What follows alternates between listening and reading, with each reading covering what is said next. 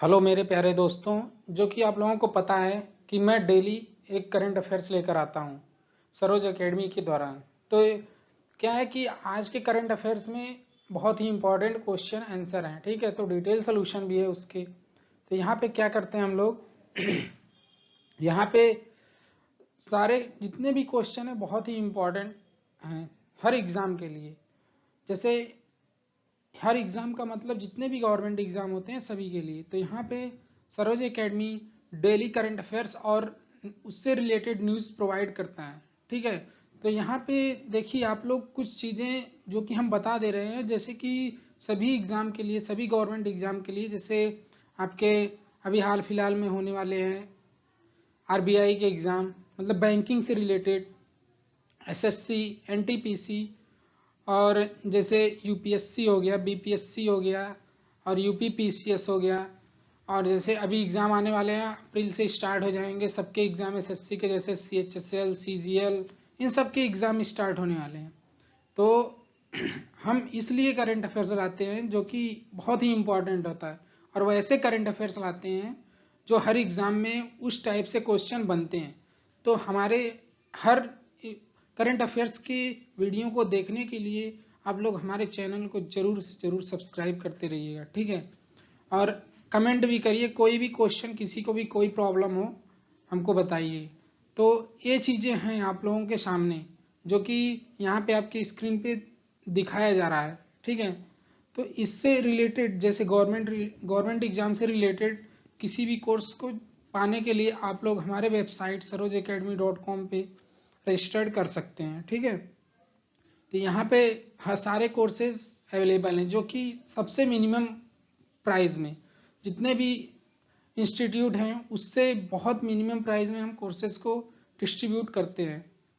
तो आप लोग ज़रूर से ज़रूर इस कोर्स को लेने की कोशिश कीजिए, जो कि आप लोगों को बहुत ही हेल्प करेगा हर एग्ज़ाम में। तो हम चलते हैं अपने नेक्स्ट क्वेश्चन की तरफ। क्वेश्चन नंबर फर्स्ट है हमारा, question number first, 1000 one day match खेलने वाली विश्व की पहली पहली टीम निम्न में से कौन बन गई है। तो देखिए यहाँ पे क्या पूछ रहा है, वो चीज़ें देखिए।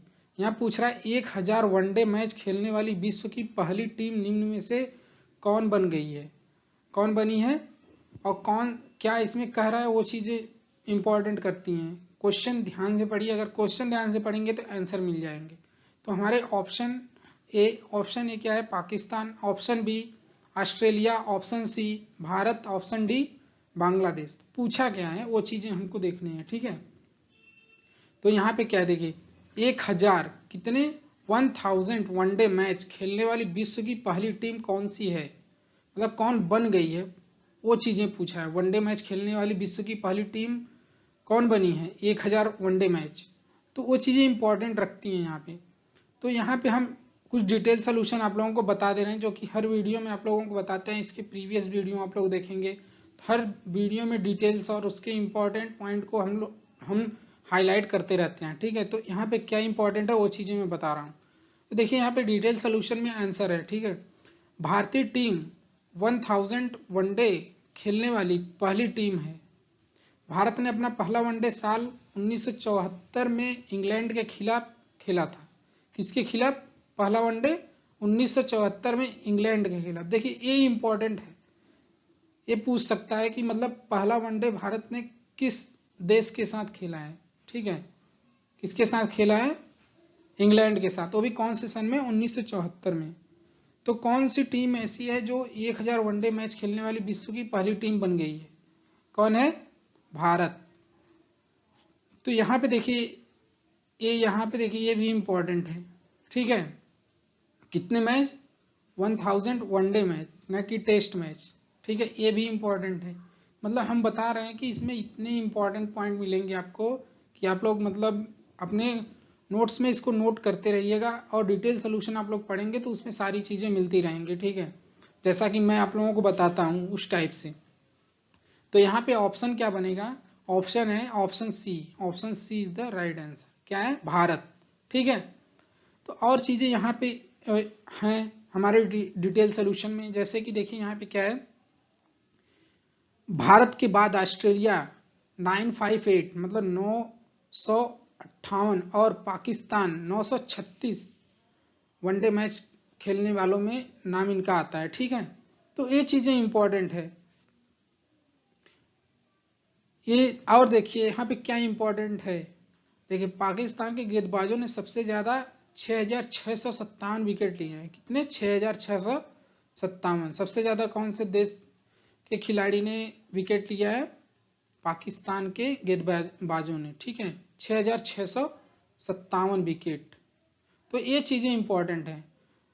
ये भी मैं इसीलिए बोल रहा हूँ कि हर चीजें आप लोगों को मैं इंपॉर्टेंट ही नोट डाउन कराऊंगा। अगर आप लोग खुद से पढ़ेंगे, खुद से निकालेंगे आंसर, तो आप लोगों को बहुत बेनिफिट करेगा एग्जाम के लिए। ठीक है, तो ये चीजें हैं। तो आगे हम लोग चलते हैं नेक्स्ट स्लाइड में। नेक्स्ट स्लाइड क्वेश्चन नंबर 2 है। क्वेश्चन नंबर 2 है, देखिए आपके स्क्रीन पे। भारत से सम्मानित निम्न में से किस प्रसिद्ध गायक का 92 वर्ष की उम्र में निधन हो गया? कौन से ऐसे मतलब प्रसिद्ध गायक है जिनका 92 वर्ष की उम्र में निधन हो गया है? कहाँ के? भारत रत्न से सम्मानित निम्न में से किस प्रसिद्ध गायक का 92 वर्ष में की उम्र में निधन हो गया है? तो वो कौन है जिनको भारत रत्न मिला है और प्रसिद्ध गायक है, उनका 92 वर्ष की उम्र में निधन हो गया है? तो ऑप्शन ए है, option A Asha Bhosle, option B Anuradha Paudwal, option C Lata Mangeshkar, option D Alka Yagnik. ठीक है, कौन सी इसमें आंसर है वो चीजें हमको बतानी है। तो हम डिटेल सोल्यूशन में आप लोगों को बता दे रहे हैं कि डिटेल सोल्यूशन में क्या है। प्रसिद्ध गायिका लता मंगेशकर का 6 फरवरी 2022 को मुंबई में निधन हो गया। कितने फरवरी को? 6 फरवरी। कौन सी गायिका है? लता मंगेशकर। ठीक है, इनको क्या है? भारत रत्न भी मिला है। तो ये चीजें इंपॉर्टेंट रखती हैं। क्या है? देखिए आंसर क्या है हमारा? लता मंगेशकर। किसका मृत्यु हुआ है? इनका निधन कब हुआ है? 6 फरवरी 2022 को। ठीक है, और कहाँ पे हुआ है?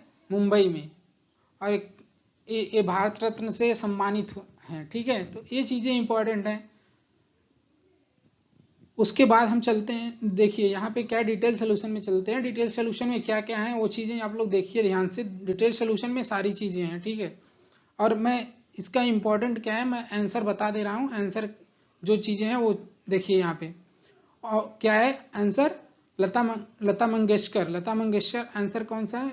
Option C. Option C is the right answer. क्या है? लता मंगेशकर। आंसर क्या बना हमारा? लता मंगेशकर। देखिए डिटेल सोल्यूशन जो कि हर क्वेश्चन में अवेलेबल है, हर क्वेश्चन में मिलेगा आप लोगों को।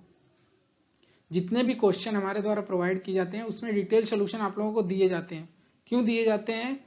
कि उसको आप लोग पढ़िए एक बार, उसमें बहुत सारे पॉइंट मिलेंगे। पॉइंट मिलने के बाद आप लोग उसमें आंसर निकालिए। कितने क्वेश्चन बनते हैं उस पर डिपेंड करता है। बहुत सारे क्वेश्चन एक डिटेल सोल्यूशन से बन जाएंगे आपके, अगर आप लोग थिंकिंग करेंगे उस पर। तो ठीक है, तो ये चीजें इंपॉर्टेंट रखती हैं।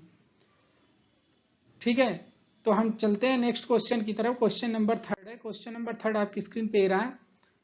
किस देश के राष्ट्रपति पेड्रो कैस्टिलो द्वारा कैबिनेट के फिर से पुनर्गठन की घोषणा किए जाने के एक दिन बाद देश के नए प्रधानमंत्री हेक्टर वेलर ने इस्तीफा दे दिया? अब देखिए यहाँ पे क्वेश्चन में क्या पूछा जा रहा है वो चीजें मैं बता रहा हूँ। क्वेश्चन में क्या पूछा जा रहा है?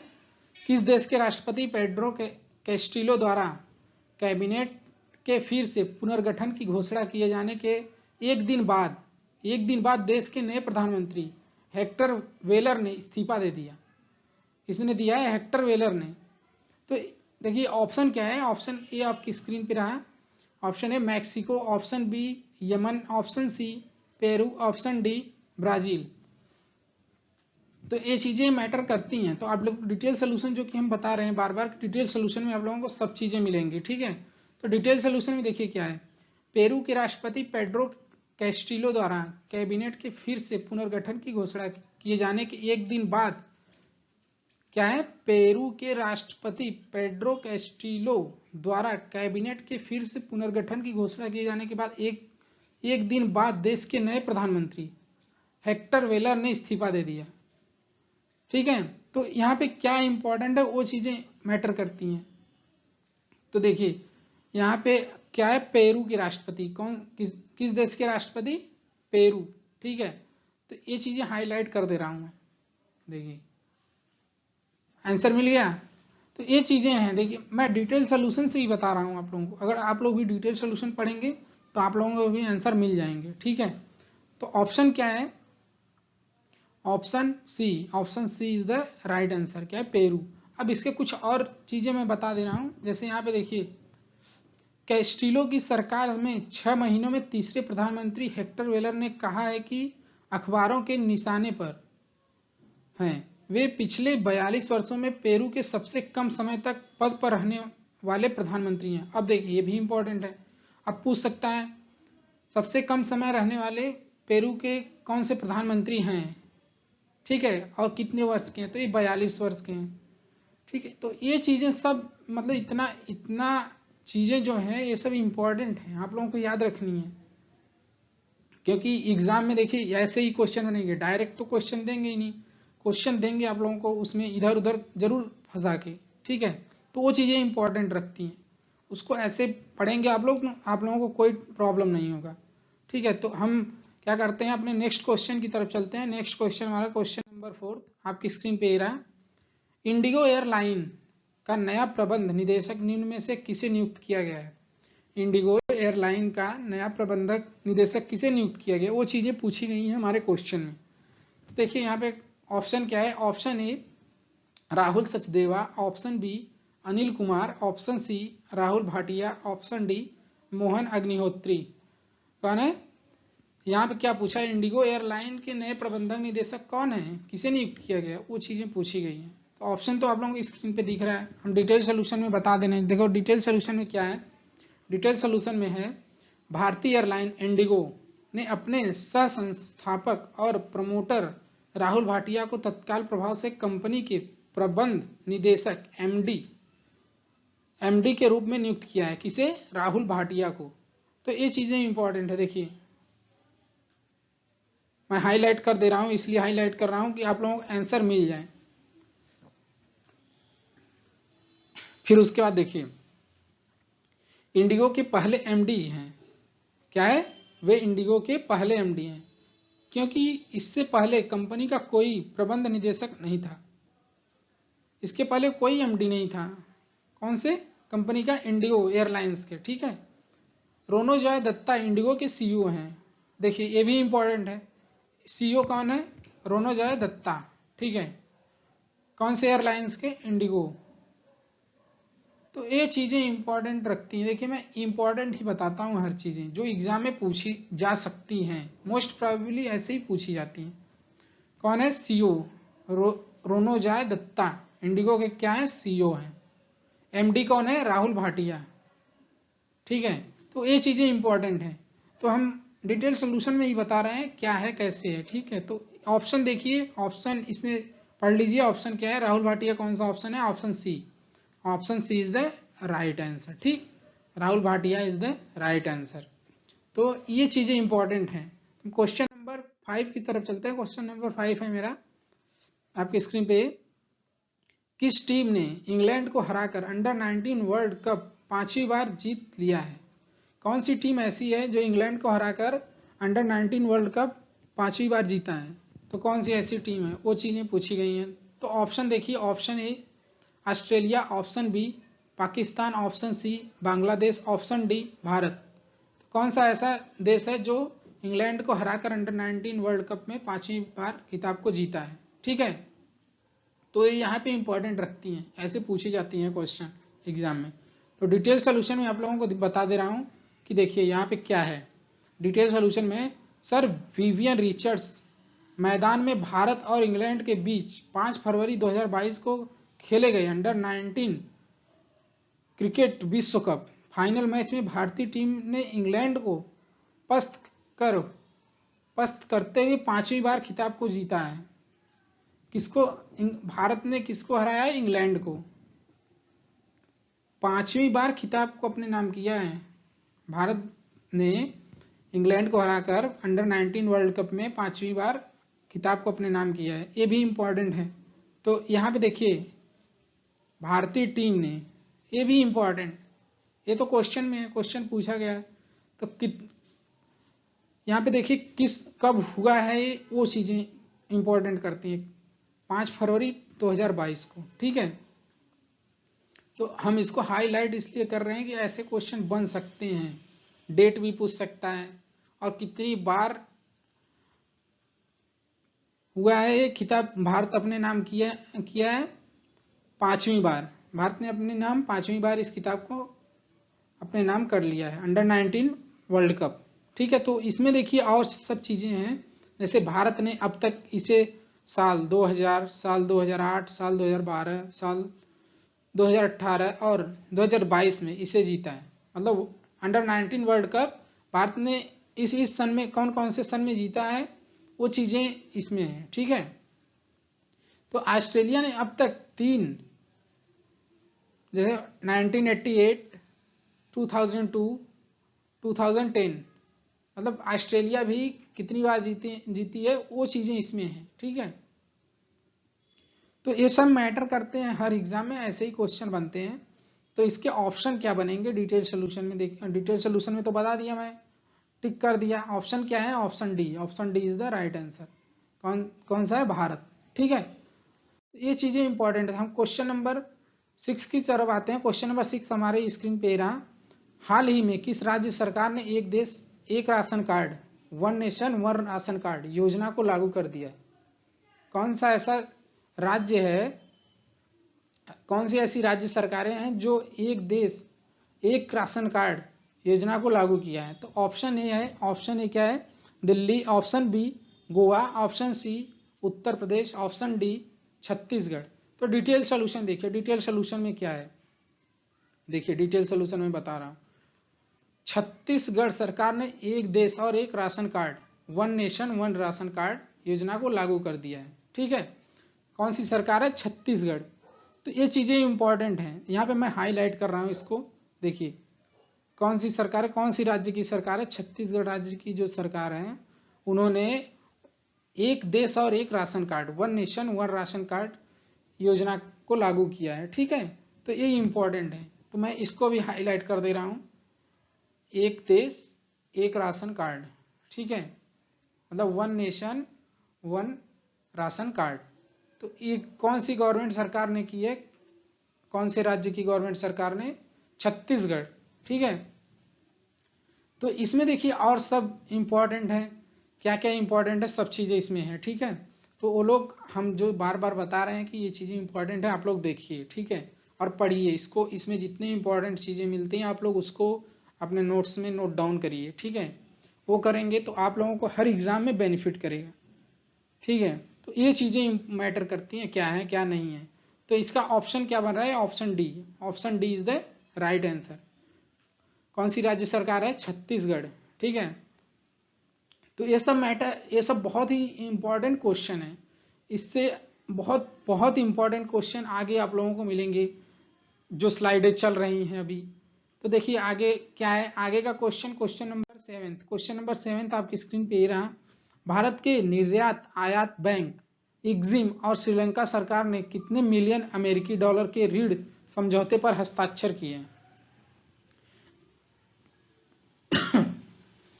क्या है, भारत के निर्यात आयात बैंक एग्जिम और श्रीलंका सरकार ने कितने मिलियन अमेरिकी डॉलर के रूप में समझौते पर हस्ताक्षर किए हैं, ठीक है। तो ये चीजें इंपॉर्टेंट हैं, ये चीजें ऐसी क्वेश्चन पूछी जाती हैं।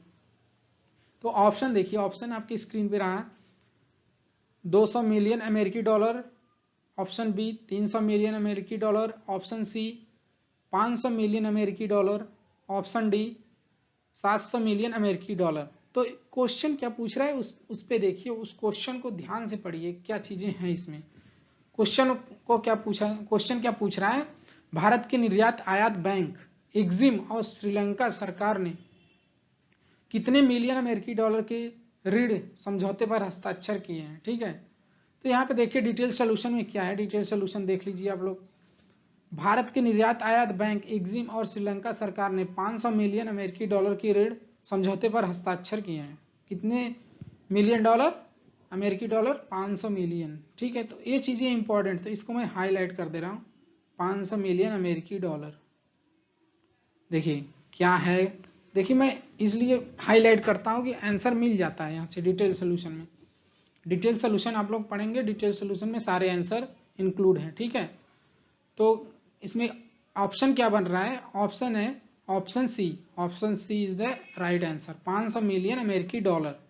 देखिए यहाँ पे और कुछ चीजें हैं, इसमें पढ़ेंगे तो सब कुछ मिलेंगे। जैसे इस ऋण समझौते का मुख्य उद्देश्य क्या है। श्रीलंका में सबसे खराब आर्थिक संकट के बीच श्रीलंका को अपनी मौजूदा ईंधन की कमी से निपटने में सहायता होगा। इससे क्या है कि श्रीलंका में आर्थिक संकट आ चुका है, ठीक है, तो श्रीलंका ने इसीलिए इस पर हस्ताक्षर किया है, ठीक है। तो ये चीजें इंपॉर्टेंट हैं। तो ऐसे क्वेश्चन मतलब बहुत ही इंपॉर्टेंट, आगे की जितनी स्लाइडें हैं सब इंपॉर्टेंट हैं। आप लोग अच्छे से देखिए और अच्छे से देखेंगे जिससे जैसे आप लोगों के एग्जाम में कोई प्रॉब्लम ना आए करंट अफेयर से रिलेटेड, इसीलिए मैं ऐसे बताता हूं। तो क्वेश्चन नंबर 8 आपकी स्क्रीन पे रहा। अंतरराष्ट्रीय मानव बंधुत्व दिवस, international day of human fraternity, ठीक है, निम्न में से किस दिन मनाया जाता है। अंतरराष्ट्रीय मानव बंधुत्व दिवस कौन से दिन मनाया जाता है, वो चीजें इंपॉर्टेंट है। यहाँ पे क्वेश्चन में यही चीजें पूछी हैं। तो ऑप्शन ए है 10 जनवरी, ऑप्शन बी 4 फरवरी, ऑप्शन सी 12 मार्च, ऑप्शन डी 20 अगस्त। कब मनाया जाता है अंतरराष्ट्रीय मानव बंधुत्व दिवस, international day of human fraternity, एक किस दिन मनाया जाता है, वो चीजें इंपॉर्टेंट है, ठीक है। तो इसके डिटेल सोल्यूशन देखिए यहाँ पे है। डिटेल सोल्यूशन में क्या है वो चीजें मैं बता रहा हूँ कब मनाया जाता है। तो देखिए यहाँ पे सांस्कृतिक एवं धार्मिक सहिष्णुता और सह अस्तित्व को बढ़ावा देने के लिए प्रतिवर्ष 4 फरवरी को अंतर्राष्ट्रीय मानव बंधुत्व दिवस मनाया जाता है। कब मनाया जाता है, 4 फरवरी 4 फरवरी को अंतर्राष्ट्रीय मानव बंधुत्व दिवस मनाया जाता है। ये चीजें इंपॉर्टेंट है। तो यह दिवस पहली बार साल 2021 में संयुक्त राष्ट्र यूएन द्वारा आयोजित किया गया था। किसके द्वारा आयोजित किया गया था, पहली बार 2021 में संयुक्त राष्ट्र के द्वारा, ठीक है। तो ये चीजें इंपॉर्टेंट हैं। तो यहाँ पर हाईलाइट में कर दे रहा हूँ जो क्वेश्चन में पूछा गया है। क्वेश्चन में क्या पूछा गया है कि देखिए अंतर्राष्ट्रीय मानव बंधुत्व दिवस किस दिन मनाया जाता है, तो ये मनाया जाता है 4 फरवरी को, ठीक है।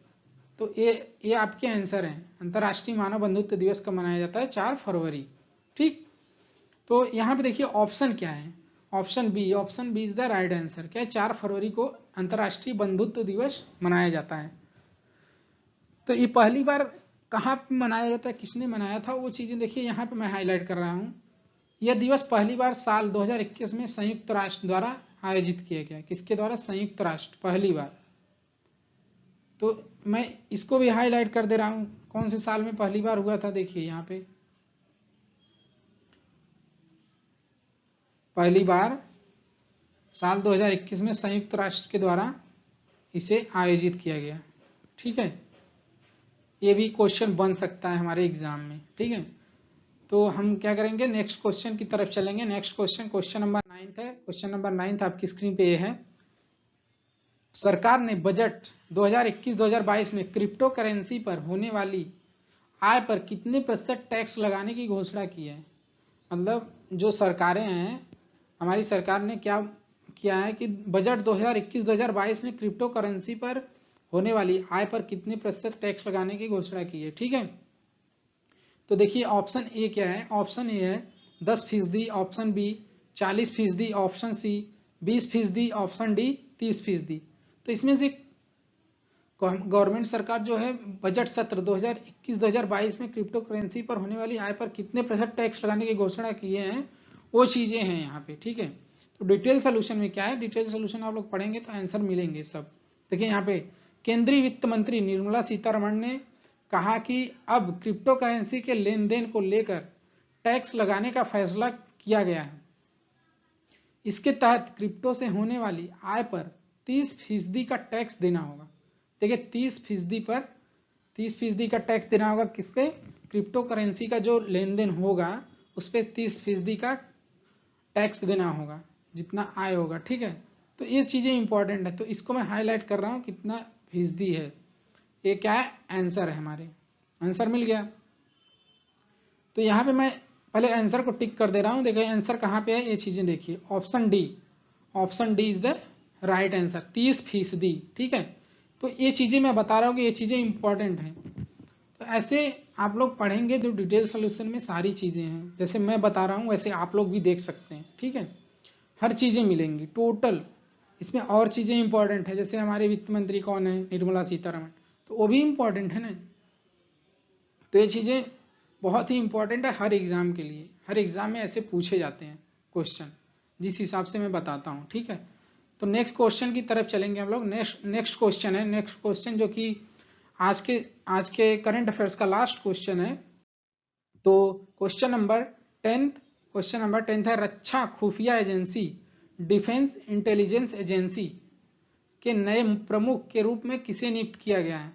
रक्षा खुफिया एजेंसी जो है उसे डिफेंस इंटेलिजेंस एजेंसी के नए प्रमुख के रूप में किसे नियुक्त किया गया, वो चीजें पूछी गई हैं। मतलब इसमें किसे नए प्रमुख के रूप में नियुक्त किया गया है, वो चीजें पूछी गई हैं। तो ऑप्शन ए है lieutenant general GAV Reddy, option B lieutenant general Paramjit Singh, option C lieutenant general Gurmeet Singh, option D lieutenant general Laxman Singh Rawat. तो यहाँ पे क्वेश्चन क्या पूछा है वो चीजें देखो, पहले क्वेश्चन को समझना बहुत जरूरी है। अगर जितने जल्दी आप लोग क्वेश्चन समझ जाएंगे उतने ही बेनिफिट करेगा क्वेश्चन को सॉल्व करने में। ठीक है, तो यहाँ पे क्या है कि रक्षा खुफिया एजेंसी के नए प्रमुख के रूप में किसे नियुक्त किया गया, वो चीजें पूछी गई हैं। तो ऑप्शन तो मैं बता दिया डिटेल सोल्यूशन में, अब बता रहा हूँ डिटेल सोल्यूशन में। देखिए क्या है, तो यहाँ पे देखिए लेफ्टिनेंट जनरल GAV रेड्डी को सुरक्षा खुफिया एजेंसी के नए प्रमुख के रूप में नियुक्त किया गया है। किसे, ये मैं हाईलाइट कर रहा हूं, देखिए लेफ्टिनेंट जनरल GAV रेड्डी, ये चीजें इंपॉर्टेंट है ना, तो इसको आप लोग याद रखिए क्या इंपॉर्टेंट है क्या नहीं। तो ये तो क्वेश्चन पूछा है किसे रक्षा खुफिया एजेंसी के नए प्रमुख के रूप में नियुक्त किया गया, तो क्या ऑप्शन क्या बनेगा, लेफ्टिनेंट जनरल GAV रेड्डी, इसका आंसर ये है। तो ऑप्शन देखिए, ऑप्शन में कहाँ पे है, देखिए ऑप्शन देखिए यहाँ कहाँ पे है, लेफ्टिनेंट जनरल क्या है GAV रेड्डी, ऑप्शन ए मतलब ऑप्शन फर्स्ट ही मिल गया आप लोगों को। लेफ्टिनेंट जनरल GAV रेड्डी क्या है, रक्षा खुफिया एजेंसी के नए प्रमुख के रूप में इन्हें नियुक्त किया गया है। ठीक है, तो और थोड़ा सा डिटेल्स में बता दे रहा हूँ। जैसे लेफ्टिनेंट जनरल KJS ढिल्लो का स्थान लेंगे, किसके स्थान पे ये मतलब नियुक्त किए गए हैं, लेफ्टिनेंट जनरल KJS ढिल्लो के स्थान पे है। तो ये भी इंपॉर्टेंट है, तो इसको मैं हाईलाइट कर दे रहा हूँ। ये भी पूछा जा सकता है कि इनके स्थान पे ये मतलब नियुक्त किए जा रहे हैं। तो एक नाम क्या है इनका, लेफ्टिनेंट जनरल KJS ढिल्लो। तो ये चीजें देखिए मैं डेली आप लोगों को बताता हूँ कि डेली मेरे करंट अफेयर्स प्रोवाइड होते हैं। आप लोग इस वीडियो को जरूर से जरूर देखिए, क्योंकि हर वीडियो में नए से एक से बढ़ के एक करंट अफेयर्स में लेकर आता हूँ डेली के डेली। तो आप लोग ऐसे मतलब हमारे करंट अफेयर्स को पढ़ते रहिए, और जितने भी प्रॉब्लम जितने भी इश्यूज आते हैं आप लोग हमारे कमेंट बॉक्स में हमको कमेंट कर दीजिए, हम उसको सॉल्व करने की कोशिश करेंगे जल्द से जल्द, जितना जल्द हो सकेगा, जितनी जल्दी हो सकेगा मैं आप लोगों के डाउट को तुरंत सॉल्व करने की कोशिश करूंगा। ठीक है, तो हमारे चैनल को आप लोग सब्सक्राइब करते रहिएगा, लाइक सब्सक्राइब और शेयर करते रहिए, जिससे कि और लोगों के पास, जितने लोग पढ़ने वाले हैं उन लोगों के पास हमारे करंट अफेयर्स के न्यूज़ और करंट अफेयर्स के question answer, important question answer वो लोग पा सकें, जिससे भी उनका भी मतलब एग्जाम में वो अच्छा परफॉर्मेंस कर सकें। ठीक है, तो हम चलते हैं आज के साथ, बाय बाय।